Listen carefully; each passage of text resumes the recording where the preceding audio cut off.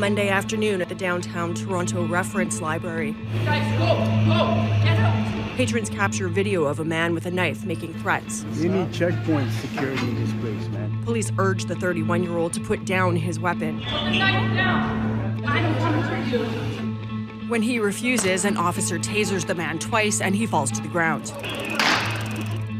He faced multiple charges and received a 9-month sentence. This incident happened 4 years ago. Around the same time, verbal and physical violence in public libraries started to escalate.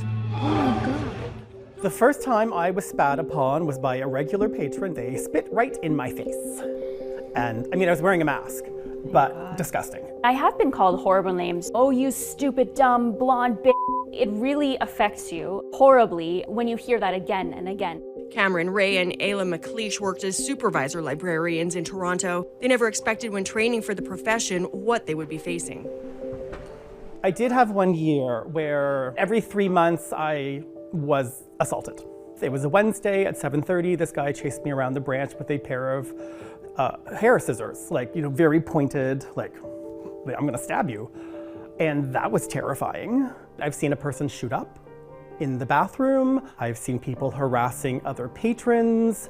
I've been called, hate crime slurs to my face because I'm trying to enforce the rules. I've come across overdose victims, people who are unconscious. I did come across a deceased person once, and that was pretty horrible. We opened the door and there was a young man just sitting there. The guard just kind of tapped him with his shoe, and there was no response. She hoped transferring to another branch would help, but it only got worse.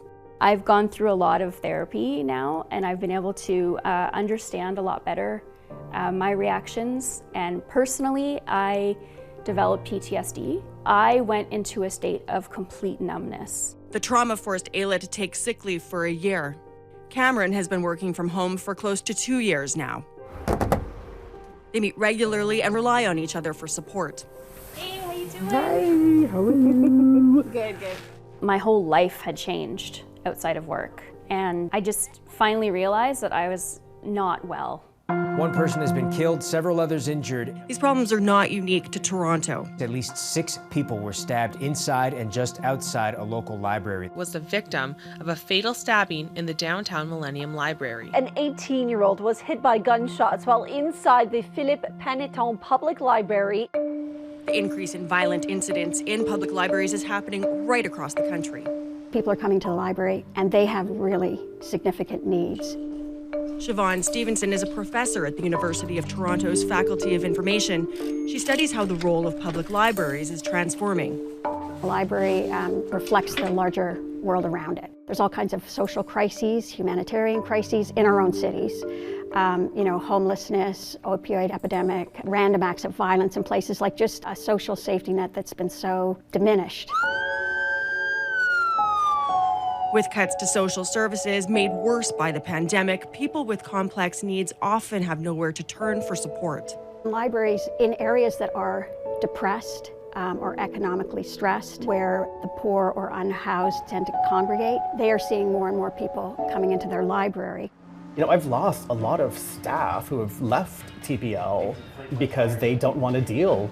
Cameron and Ayla work together in the Toronto Reference Library, the largest branch in the system and the one with the most incidents. Most of the time it is someone who has been chewed up and spit out by society, and they're at the end of their rope. I think there's so much pressure for librarians to become social workers. They want us to wear a million hats. We're security guards now, and they also want us to be social workers. Putting staff on edge because they never know what to expect. It's not always individuals fighting with staff or abusing staff. Sometimes it's people with each other, often over computers, because a lot of people living on the street don't have access to a computer, but time's limited, so you'll get these fights. Public libraries are committed to keeping their doors open to everyone, even when that becomes more challenging. I would say since 2017, we've probably seen a tripling of violent incidents. Brian Daly is the Chief Human Resources Officer at the Toronto Public Library. About 20 of our branches have high numbers of violent or disruptive incidents, out of our 100, so that's about 20%. Of those 9.5 million visits, there were about 300 that involved a violent incident. So it's still a tiny fraction of a percent. But having said that, if you're the person who is experiencing that incident as a worker or as a customer of us, even one incident is too many. The library is one of the only places left where everyone is welcome, it's free, and there's no expectation to buy anything. Individuals come in here and they come to our locations because they feel that it's a safe place that they can come into. Because of that, we need to be able to provide the services to them here on site, because this is where they come. It's not what library school necessarily teaches everyone, although to be fair, library schools are more and more understanding the nature of work in public libraries. Even with training to de-escalate situations, Ayla says the burden falls on the shoulders of staff. It becomes this day-to-day, constant just stream of these incidences happening, either to you or to your colleagues. And some of the things are just this constant barrage of people screaming at us, yelling in our faces. That's what he liked to do. He loved going to the library. He didn't have to pay for the Wi-Fi, and the library was a safe, comfortable place. He liked it there. Tanya Kaye's son Tyree was a regular visitor at Winnipeg's Millennium Library. St. Boniface Hospital, March 18th, 1994.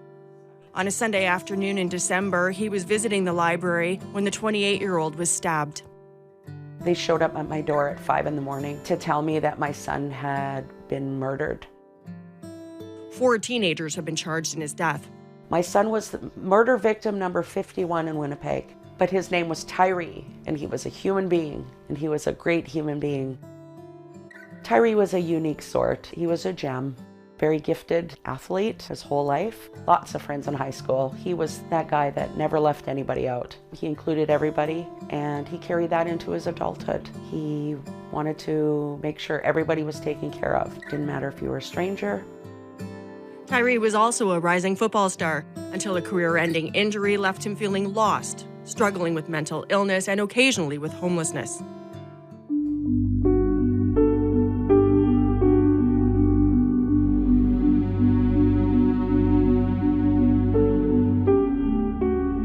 The library was his lifeline. He used the computers to stay in touch with friends and family.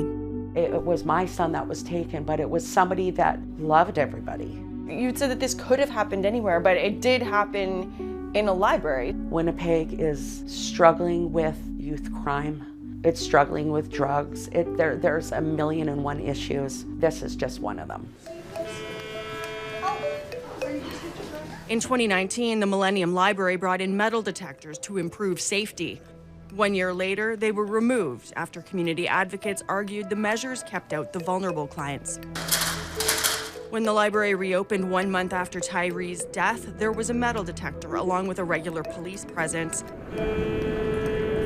These are interim measures until a security audit is complete. Tanya feels there's no debate when it comes to safety.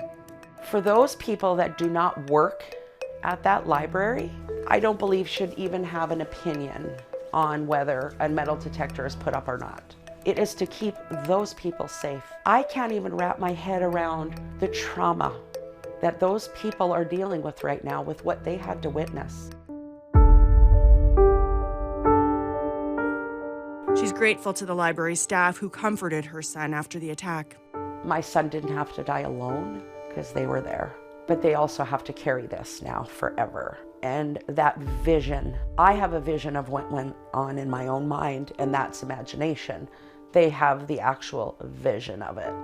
And to think that people have the audacity to be offended by something as simple as a metal detector.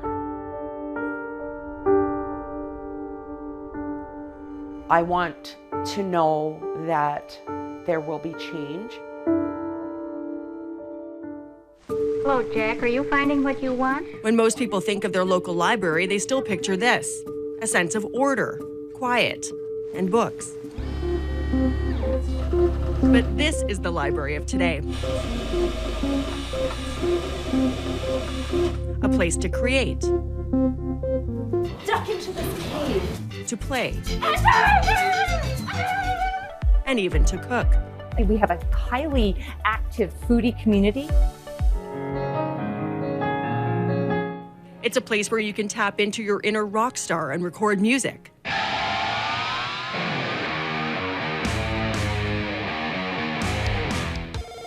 or even try out the latest video game.